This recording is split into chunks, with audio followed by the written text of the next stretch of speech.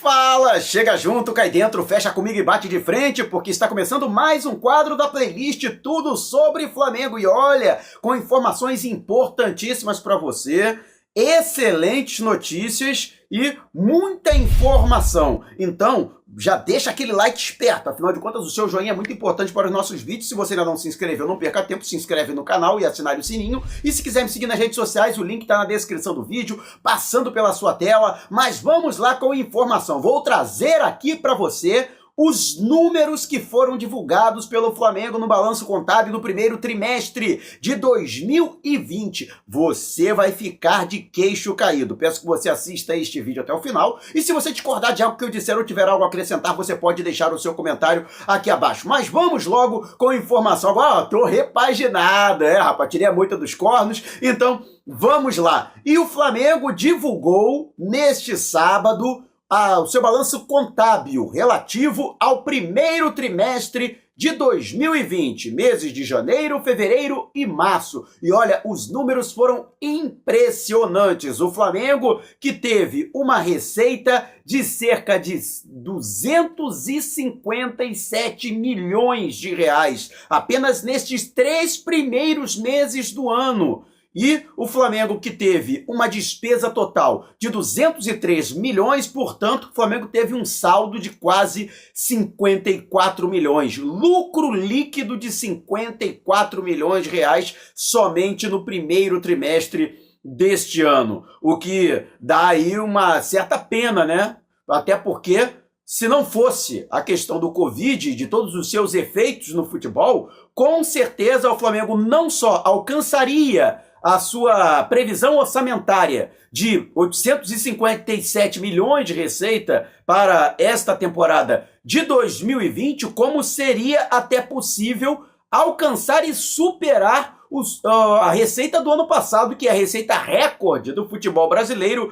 de 950 milhões de reais. O Flamengo poderia sim ultrapassar a barreira de 1 bi. Porque se a gente levar em consideração que eram os 3 primeiros meses, e são 12, então uma previsão, aí a grosso modo, seria multiplicar este valor, 257 milhões, por 4. E você chegaria, portanto, ao montante de 1 bilhão e 28 milhões de reais. Lógico que muito disso dependeria não somente da continuidade do futebol, mas também dos resultados do Flamengo dentro de campo. Seu desempenho técnico seria muito importante para que isso se traduzisse também em termos econômicos. Mas só para que você possa ter uma ideia, se você comparar, que os economistas fazem muito isso, eles comparam, né, esses trechos, né, esses períodos, aos mesmos períodos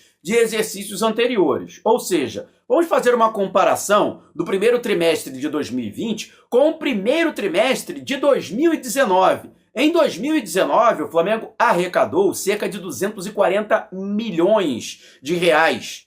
O Flamengo, este ano, no mesmo período, fez 17 milhões a mais de receita. Naquele mesmo período, o Flamengo gastou quase os mesmos, teve praticamente os mesmos gastos. O Flamengo gastou 200 milhões naquela oportunidade, tendo cerca de 40 milhões de superávit, sendo 40 milhões de lucro.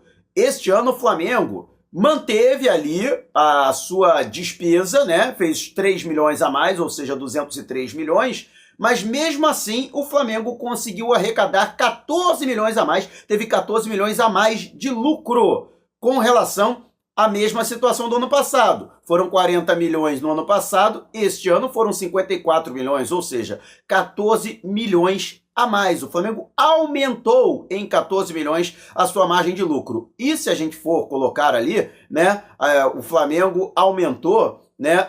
Aí muita gente vai dizer, aumentou em 28%. Não, não é em cima dos 54 milhões, não. É em cima dos 40 milhões. Então, se o Flamengo teve aí um lucro 14 milhões em cima dos 40 milhões que teve no ano passado, então, na verdade, o Flamengo teve 35% de lucro líquido a mais que no mesmo exercício do ano anterior. O que realmente é muito bom, partindo-se do princípio que este ano o mês de março foi praticamente perdido. O Flamengo fez sua última partida lá no início de março, diante da Portuguesa, pelo Campeonato Carioca. Então, o Flamengo teve aí uma perda muito grande já neste primeiro trimestre. Só que o Flamengo teve uma situação tão boa nos meses de janeiro e fevereiro, principalmente com conquistas da Supercopa do Brasil, com conquista da Recopa Sul-Americana, a procura de adesões para o sócio-torcedor também foi gigantesca, e a bilheteria, que somente nesses primeiros 3 meses do ano foi de 22 milhões de reais. Então tudo isso acabou também elevando essa circunstância. Lembrando que também as vendas de Renier e também a venda programada do Pablo Mari entraram neste exercício, o que ajudou também a aumentar substancialmente estes valores. Mas, por outro lado, nesses 200 milhões, entram, por exemplo, os valores pagos para a liberação do Thiago Maia, né, que teve um valorzinho ali, negócio de 1 milhão de euros, que teve que ser pago para o empréstimo do jogador pelo período de 1 ano e meio. O Pedro Guilherme, que o Flamengo também teve que desembolsar um valor para liberar o atleta. Os acordos para as aquisições do Michael, do Léo Pereira e ainda, né, o acordo que foi feito com a Internacional para a aquisição em definitivo do nosso querido Gabigol. Então, tudo isso também entra nesses valores aí, nesses 203 milhões. Lembrando que no ano passado o Flamengo recebeu o dinheiro da Globo pelo Campeonato Estadual, o que este ano não recebeu. Então, foi um dinheiro que entrou no ano passado, 18 milhões, não interessa, 18 milhões que não entraram este ano. Então, o Flamengo poderia ter obtido uma receita até maior, se não fosse a interrupção para, né, essa questão que envolve aí o alastramento da pandemia e as medidas governamentais das autoridades para combater o alastramento da doença. Então, se não fosse isso, o Flamengo poderia ter tido até um balanço superior a 300 milhões de reais de receita e poderia ter beirado até os 100 milhões de reais de superávit. De qualquer forma, são números excelentes. E é a diretoria do Flamengo ainda fazendo uma análise, né, de que esses 54 milhões, mais o superávit do último trimestre de 2019, né, lembrando que o Flamengo teve que pagar a premiação a jogadores e tal, por conquista de Libertadores, por conquista de brasileiro, teve que pagar também bônus para o técnico Jorge Jesus e sua equipe pelas conquistas alcançadas e pelo desempenho nas competições nacionais e internacionais. E por conta de tudo isso, mesmo assim, no último trimestre, o Flamengo ainda teve um pequeno superávit, que, se eu não me engano, 18 milhões, o que dá ao todo 72 milhões de reais de